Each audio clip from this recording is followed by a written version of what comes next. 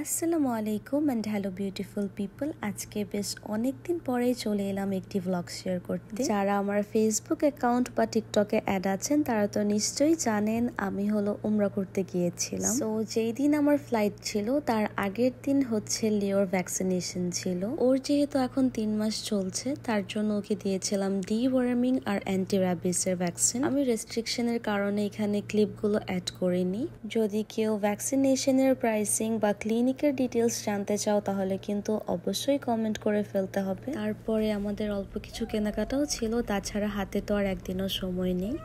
তারই মধ্যে অর্ডার করে নিলাম আমার পছন্দের লার্জ শর্মা। আর এটা ছিল তার পরের দিনের ক্লিপ। আমরা যাচ্ছিলাম এয়ারপোর্টের উদ্দেশ্যে। তো আলহামদুলিল্লাহ ইমিগ্রেশন সবকিছু ভালোভাবে কমপ্লিট করে এখন হচ্ছে হালকা কিছু খেয়ে নিলাম। আমাদের সবকিছু একদম স্মুথলি আর অন টাইম হয়ে যাওয়ার পরে এখানে অপেক্ষা করছিলাম। এখানটাতে রেস্ট রুম, প্রেয়ার রুম দুটোই ছিল। আমি এখান থেকে এশার নামাজটা পড়ে নিলাম।